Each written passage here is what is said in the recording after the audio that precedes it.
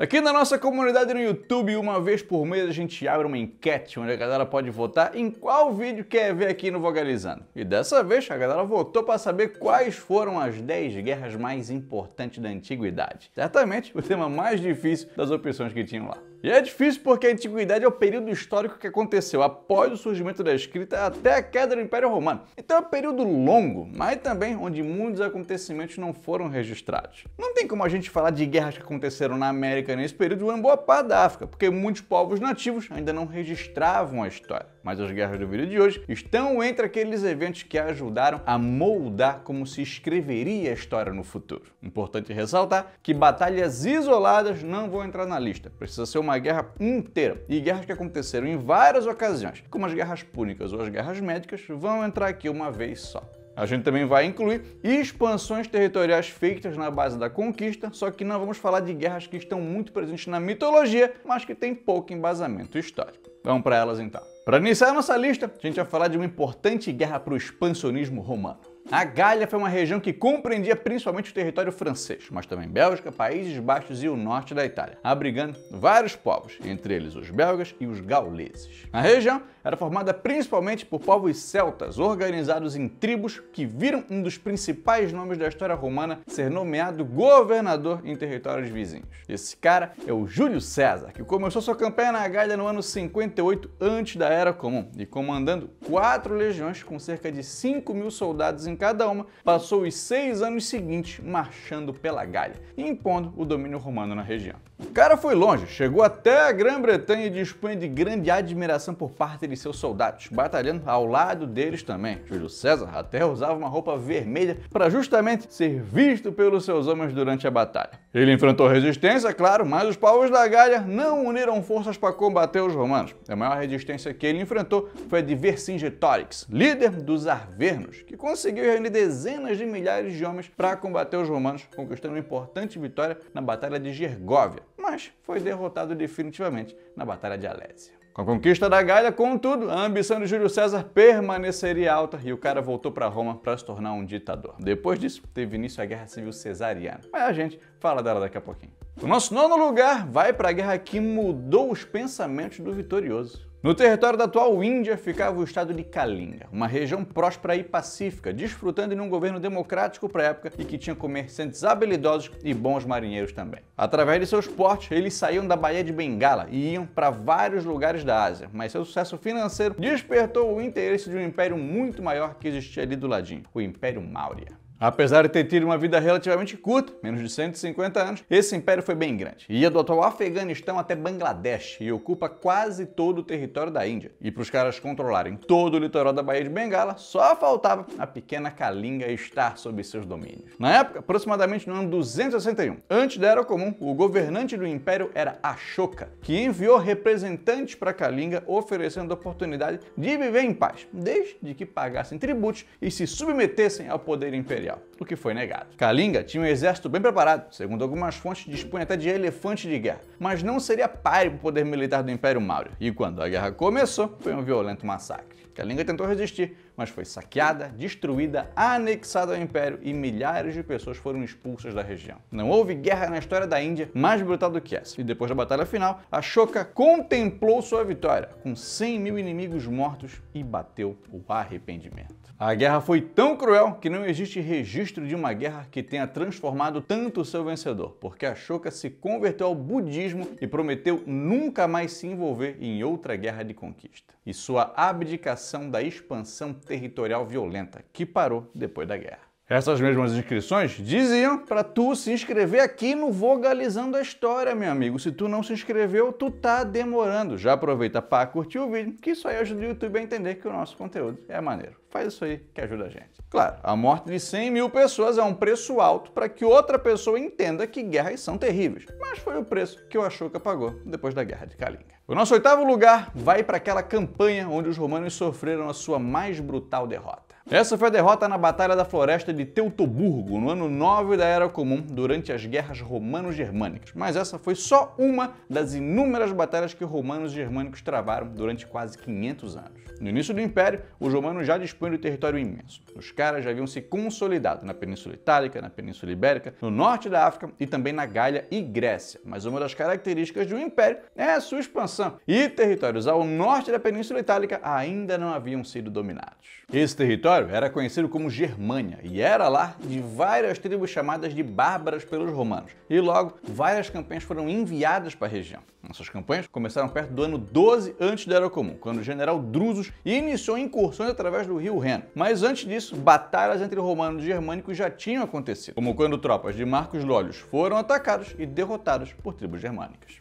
O imperador Augusto até já tinha ordenado o aumento do poderio militar na região da Gália, que ficava a oeste do território germânico. E quando Drusus iniciou as invasões, elas começaram sendo positivas para os romanos, mesmo depois da morte do cara. Só que não demorou muito para a maré virar. E no ano 9, depois de traições e emboscadas, cerca de 20.000 soldados romanos foram mortos na Batalha de Floresta de Teutoburgo. Essa foi a maior derrota que o Império sofreu em toda a sua história. Os caras nem divulgaram muito o que ela tinha acontecido para não terem a sua moral questionada, e levou tempo para os caras se recuperarem. Foi só 5 anos depois que eles voltaram com suas invasões, com campanhas entre os anos 14 e 16. E depois disso, voltariam a sofrer uma derrota 8 anos depois, na Batalha da Floresta de Baduena, território hoje que faz parte dos Países Baixos. Claro, essa não foi tão humilhante e nem tão devastadora. As campanhas e batalhas não pararam por aí, mas foram anos de questionamento se valeria a pena ou não invasões nesses territórios bárbaros. Por décadas, romanos e germânicos não travaram grandes batalhas. Foi inclusive um período em que os germânicos lutaram muito entre si. Mas as guerras marcomanas, que duraram mais de uma década no século II, e ataques vindos dos godos durante a crise do terceiro século, mostraram que a paz nunca chegou para romanos e germânicos. O nosso 7º lugar vai para uma das principais figuras da antiguidade e talvez o maior militar de todos os tempos, Alexandre o Grande. Tu sabe por que Alexandre era chamado de o Grande? Porque o cara já estava ligado na Insider, meu amigo. Ele sabia que a tech t-shirt dos caras é tecnológica, então evapora rápido o suor, não desbota e não precisa passar, porque ela vai se alinhando com o teu corpo. Além de ter um caimento sensacional, ela serve para todas as ocasiões, seja para tu ter uma aula com o Aristóteles de manhã ou conquistar os persas à tarde. Tu pode usar tua Insider tranquilo, que vai estar confortável e elegante. E como ela é anti-odor, tu não vai estar com aquele cheiro desagradável. Além dessas camisetas sensacionais, como essa daqui, a Insider também tem toda uma linha underwear, feita com fibra natural, uma maravilha de confortável e antimicrobiana, colaborando para a tua saúde íntima. Aqui na nossa descrição tá o link para a Insider Store, e tu vai ver que tudo que tem lá é realmente incrível, de primeira categoria, desde shorts, moletons, oversized t-shirts, undershirts, que ajuda aquela galera que trabalha de social a evitar aquelas manchas de suor, e toda uma linha feminina, para tu ficar bonito ou então para tu presentear tua gata. Para ficar melhor ainda, usa o cupom HISTORIA12 que tu vai ganhar um desconto de 12% em toda a loja. Mas faz isso mesmo, irmão, que em qualquer ocasião tu vai ficar bonitão. Alexandre III, ou Alexandre da Macedônia, com certeza merece um episódio próprio aqui no Vogalizando. Se tu quiseres ver, é só deixar aqui nos comentários. O cara nasceu em 356 a.C. da Era Comum, em Pela, capital do reino da Macedônia, e era filho do rei Filipe II. Com a morte do pai, assumiu o trono com apenas 20 aninhos e quando tinha 22 foi em direção ao Império Persa para nunca mais voltar para a Macedônia.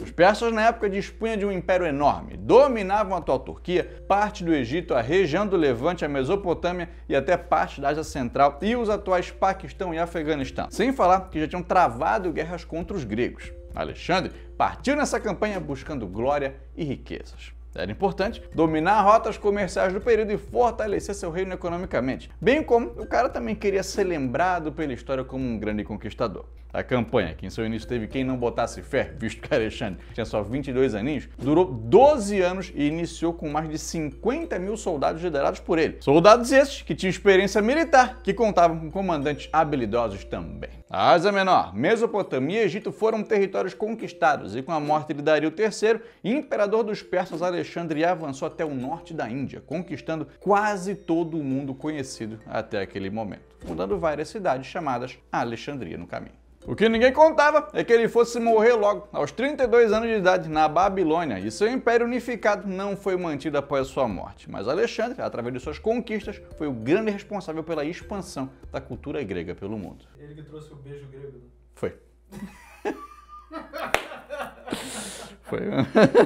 Quem diria que os escravizados romanos um dia iriam se revoltar, né? 3 guerras servis aconteceram na República Romana, todas antes do início da Era Comum. A primeira entre 135 e 132, a segunda entre 104 e 100 e a terceira entre 73 e 71. As 2 primeiras aconteceram na ilha da Sicília, a primeira delas liderada por Euno, um ex-escravizado que alegava também ser uma espécie de profeta e que costumava fazer exibições artísticas, fazendo discursos e cuspindo fogo também. Com o fim das guerras púnicas, o número de escravizados na Sicília aumentou muito e as condições de vida deles, que já eram degradantes, ficaram piores, principalmente no quesito alimentação, visto que os senhores não forneciam a quantidade de alimento adequada e os escravizados se viram obrigados a roubar para comer. Euno conseguiu a confiança de cerca de 400 escravizados e invadiu a cidade de Iena, rendendo seus governantes. Isso fez com que os escravizados de lá se unissem ao cara e dessem início a um exército. Conforme novas vitórias aconteciam, mais escravizados se juntavam a ele. A guerra só foi encerrada quando o Senado romano viu que ela não se resolveria sozinha e enviou um grande número de soldados para acabar com tudo. A segunda começou por conta de uma questão diplomática. O rei da Bitínia reclamou que seus súditos estavam sendo escravizados por terem dívidas com romanos. E o Senado, para fazer um agrado a esse aliado, proibiu a escravização desses súditos e libertou essas pessoas. Vendo isso, outros escravizados, que também queriam liberdade, liderados por Sávio Trifão, montaram um exército e partiram para a porrada. Eles deram uma camaçada de pau nos romanos, mas, com o envio de novas tropas, acabaram sendo derrotados também. Já a terceira aconteceu na província da Itália e realmente colocou em risco o poder romano. Um dos seus líderes foi o gladiador Espartaco, retratado várias vezes no cinema e na TV, que conseguiu fugir e angariar milhares de apoiadores, alguns que nem escravizados eram. Essa foi uma guerra contra a opressão romana, e para conseguir parar os caras, 8 legiões foram necessárias, e ao ver que o seu inimigo só aumentava, Espartaco partiu pro tudo ou nada. Ele foi derrotado, mas certamente é mais famoso que Crasso e Pompeu, os militares que derrotaram o cara e se fortaleceram politicamente depois disso. A República Romana viveu várias guerras civis que a gente não podia deixar de fora. Júlio César, além de líder militar, era um político habilidoso e popular com a plebe, e agora, com a conquista da Gália, estava com os cocos desse tamanho. O cara fazia parte de uma aliança política informal ao lado de Marcos Crasso e Pompeu Magno, tornando eles os políticos mais influentes da República naquele período. Só que com a morte de Crasso, Pompeu e Júlio César, que tinham aliados políticos diferentes, travaram uma disputa de poder. Com receio do aumento da força de Júlio César, Pompeu busca separar o cara das tropas dele, mas em movimento ousado, Júlio César atravessou o rio Rubicão, a fronteira entre a província da Gália Cisalpina e da Itália, dizendo que a sorte estava lançada. Tá certo, outras guerras civis já tinham acontecido em Roma, mas com a marcha de Júlio César para a capital, as tensões foram elevadas e Pompeu fugiu. Várias batalhas aconteceram entre as tropas leais a Pompeu e tropas leais a Júlio César. Pompeu foi assassinado no Egito em 48 a.C. da Era Comum e César foi nomeado ditador por 10 anos no ano 46. No ano seguinte, após a Batalha de Imunda, a Guerra Civil Cesariana chegou ao fim e um ano depois, Júlio César foi assassinado, naquele famoso evento em que é traído por vários aliados, entre eles o Brutus. Júlio César nunca foi imperador de Roma. Roma não era um império nesse período. Só veio a ser depois da Guerra Civil entre Marco Antônio e Otaviano, entre 32 e 30 antes da Era Comum. Esses dois caras também faziam parte de um triunvirato e passaram a disputar o poder também. Só que Marco Antônio passou a se mostrar muito mais alinhado aos interesses egípcios do que romanos. Acusaram a Cleópatra, imperatriz do Egito e esposa do cara, de fazer a cabeça dele para que o filho dela fosse o verdadeiro sucessor de Roma. Só que Otaviano era sobrinho neto do Júlio César e foi dada a ele a responsabilidade de ser herdeiro do cara pelo próprio cara. Complica mais ainda saber que Júlio César teve um romance com a Cleópatra e um filho com ela. Esse filho não foi reconhecido, mas Marco Antônio fazia ali uma campanha para que ele fosse o herdeiro de Roma. Essa guerra foi travada entre tropas leais de Otaviano e tropas leais de Marco Antônio e Cleópatra, culminando na vitória do Otaviano, que após se sagrar vencedor, se tornou o primeiro imperador de Roma, assumindo o título de Augusto, como ficou mais conhecido.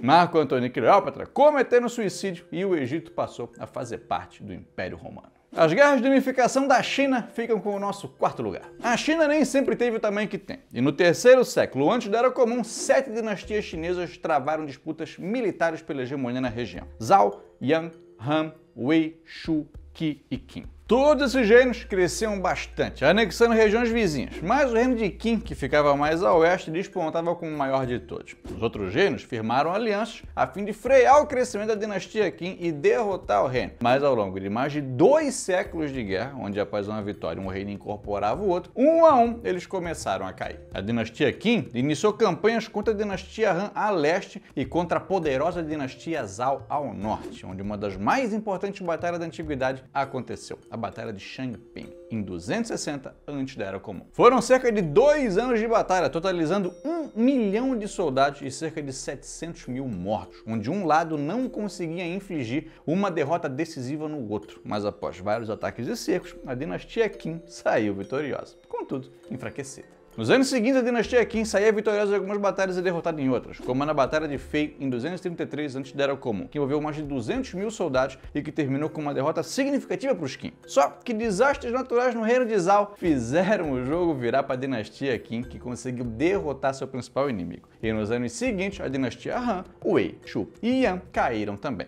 Até que, em 221, a poderosa dinastia Qin só precisava derrotar a dinastia Qi, a única remanescente. Claro, ainda haviam estados menores que se envolveram também nessa longa guerra, mas em 221, antes da Era Comum, a dinastia Qin saiu vitoriosa da Guerra de Unificação da China, encerrando o período dos reinos combatentes. Qin Shi Huang se tornou o primeiro imperador da China unificada, iniciando uma série de reformas e obras, como por exemplo a Muralha da China, que tinha entre seus propósitos servir como uma defesa militar e conectar todo o reino, ligando muros que já eram construídos por lá desde o 7º século antes da Era Comum. O nosso terceiro lugar vai para a guerra que deu origem à história. A Guerra do Peloponeso aconteceu antes da Era Comum, de 431 a 404, depois das Guerras Médicas e antes das conquistas de Alexandre o Grande, e teve como principais protagonistas as cidades-estado de Atenas, que liderava a aliança militar da Liga de Delos, e Esparta, que liderava a aliança militar da Liga do Peloponeso. A Liga de Delos foi fundada após as Guerras Médicas, com o objetivo de se proteger de futuras invasões, mas com os recursos que chegavam a Atenas vindo de membros da Liga, a polis cresceu muito, inclusive em influência. Enquanto Esparta era uma potência terrestre, Atenas era uma potência marítima e tinha constantes desentendimentos com Corinto, aliada dos espartanos e membro da Liga do Peloponeso. Os corintos, temendo cada vez mais o aumento da influência e do poder de Atenas, pedem a Esparta que faça alguma coisa. Os espartanos então convocam uma assembleia e nela os caras chegam num consenso de que Atenas estava se metendo demais onde não era chamada e violado acordos de paz. O exército espartano fez grandes avanços, mas teve dificuldade em conquistar Atenas. Só que depois de anos de batalha e já sem recursos para manter a guerra, os atenienses se renderam depois da batalha naval de Egospótamo, que envolveu mais de 300 embarcações. Com o fim da guerra, Esparta saiu vitoriosa, mas enfraquecida, o que facilitou as invasões vindas da Macedônia tempos depois. Se tu quiser saber mais sobre a Guerra do Peloponeso, como por que ela é o evento que marca o início da história, ela é o tema do nosso vídeo exclusivo dessa semana. É só tu virar membro do nosso canal e assinar o plano Vogalover de carteirinha, que vai ter acesso a esse vídeo e outros que já estão por lá. E, sempre bom lembrar, tu vai estar apoiando o nosso trabalho. Então, muito obrigado. As guerras púnicas colocaram duas grandes potências em lados opostos. Entre 264 e 146 a.C. da Era Comum, mais de 100 anos, 3 guerras púnicas aconteceram, colocando de um lado o Império Cartaginês e do outro a República Romana, que ainda não era um império. A atividade comercial no Mediterrâneo era de grande importância para as duas economias, mas quem tinha essa hegemonia era Cartago, com colônias na Sardenha, Córcega e principalmente na Sicília. A Sicília ficava numa região estratégica, muito importante, mas não era inteiramente dominada pelos cartagineses. Tinham territórios romanos e também gregos, mas após expedições militares feitas pelos romanos e vencidas por eles, os cartagineses perderam a supremacia na ilha. Tanto Roma quanto Cartago tinham exércitos poderosos e a marinha cartaginesa era a mais poderosa da época. Então teve início uma guerra pelo controle da ilha, a Primeira Guerra Púnica. Ela durou mais de 20 anos, foi principalmente naval, no entorno da ilha e no norte da África, contando com vitórias e derrotas de ambos os lados, mas com o desenvolvimento de sua marinha e construção de pontes dentro das embarcações, que possibilitaram o combate corpo a corpo, característico dos romanos, os romanos saíram vitoriosos, principalmente depois da vitória na Batalha das Ilhas Égadas. Em 218, antes da Era Comum, Roma e Cartago voltam a se enfrentar. Agora devido a invasões romanas na Córcega e na Sardenha. Essa guerra escalou ainda mais que a primeira, acontecendo por todo o Mediterrâneo, norte da África e também na Europa. Campanhas aconteceram na Península Ibérica e o general cartaginês Aníbal teve a manha de atravessar os Alpes com 20 mil homens e mais uma dezena de elefantes de guerra. É mole, cara. Esse cara conseguiu vitórias importantes e se temeu que ele chegasse até Roma, mas precisou voltar para Cartago para defender a cidade de invasões romanas. E lá foi derrotado. Mais uma vez, Roma se sagrou vitoriosa e Cartago perdeu todos os seus territórios e ainda teve que pagar uma grana para os romanos. E como a vida não é um morango, um povo aliado dos romanos, que também viveu no norte da África, atacou o território cartaginês e foi repreendido. Cartago lançou um ataque contra esse reino e Roma se ofendeu. Alegou que Cartago provocou uma nova guerra e começou a Terceira Guerra Púnica, essa que destruiria a capital do antigo império por completo. Com o fim das guerras púnicas, Roma passou a dominar o Mediterrâneo e estava preparada para novas atividades expansionistas. E no topo da nossa lista estão as guerras médicas. Se tu nunca ouviu falar delas, saiba que nada tem a ver com medicina. O nome é assim por conta dos medos, um dos povos que habitava o Império Persa e que os gregos não distinguiam do próprio povo persa. Essas guerras também podem ser chamadas de guerra greco-persas e tiveram início após os persas dominarem regiões que anteriormente eram colônias gregas, como a Jônia. Os jônios se recusaram a aceitar a dominação persa e em suas revoltas receberam apoio de Atenas, uma das mais importantes cidades e estados do período. Mas o rei Dario, o imperador dos persas, não gostou dessa interferência e ordenou que Atenas fosse invadida e que todos aqueles que não se submetessem à sua autoridade seriam escravizados. A situação estava tensa, e se a gente lembrar que a cultura ocidental foi fortemente influenciada pela cultura ateniense, é seguro dizer que se os persas tivessem dominado Atenas, o mundo ocidental seria bem diferente do que ele é hoje. Foi nas guerras médicas que aconteceram batalhas importantes, como a de Maratona e a das Termópilas, essa após a morte do Dario, e quando o império era governado por seu filho, Xerxes. Inclusive, nessa batalha, os gregos foram derrotados, como tu podes ver no filme 300, se bem que esse filme é mais uma peça de entretenimento do que uma aula de história. Após essa derrota, a frota ateniense consegue uma vitória importante na Batalha de Salamina e novas vitórias gregas se seguiram, como na Batalha de Plateias. As guerras médicas foram longas, costuma-se dizer que aconteceram entre 499 e 449 a.C. da Era Comum, quando estabeleceu a Paz de Calhas, onde os gregos se comprometeram a não intervir em postos persas na Ásia Menor e os persas se comprometeram em não navegarem mais pelo Mar Egeu. Os gregos, vitoriosos, visavam manter sua cultura, impedindo a invasão persa, e após a guerra foi criada a Liga de Delos, uma confederação que visava manter os persas longe, fortalecendo as defesas gregas, bem como suas frotas navais, para evitar ataques vindos pelo mar. A gente não pode pensar, contudo, que as guerras médicas aconteceram de maneira ininterrupta. Não, senhor. Haviam conflitos espaçados com períodos sem grandes batalhas. Mas com a vitória grega e os estados que haviam sido dominados, como a Jônia e a Macedônia, recuperaram a autonomia. A gente certamente não conseguiu falar de todas as guerras importantes que aconteceram durante a Antiguidade, tampouco aprofundar as guerras retratadas aqui. A gente abordou essas guerras de maneira superficial, mas faz o seguinte, deixa aqui nos comentários qual guerra tu quer que tenha episódio próprio, qual dela a gente esqueceu e monta a tua lista aí pra gente ver também. Vamos ver quais guerras tu acha que foram as mais importantes desse período histórico. Aproveita para seguir a gente no Instagram, seguir a gente no Twitter, votar na gente ali no Prêmio Best e também de escutar o nosso podcast. Porque é lá que a gente tira dúvidas, lê os comentários feitos aqui nos vídeos e responde os e-mails da galera. Se tu já conhece o nosso trabalho e gosta do que a gente faz, vira membro aí do canal então, cara. O Vogalizando disponibiliza conteúdo gratuito e com o teu apoio a gente consegue continuar fazendo isso. Os membros recebem uma insígnia do lado do nome quando comentar aqui no canal, participam de enquetes exclusivas, tem o seu nome aparecendo aqui na lista de colaboradores e aqueles que assinam o plano Vogalove de carteirinha ainda recebem 2 vídeos extras por mês, um a cada 15 dias. Se tu quer ajudar, mas não quer virar membro, manda um pix pra gente então. A chave é o nosso e-mail e tá aqui na descrição do vídeo. Fica com o Vogalizando. Confere aí o nosso vídeo sobre as 10 batalhas mais importantes da história e também esse aqui dos eventos mais marcantes do século XX. Um beijo e vamos se amar.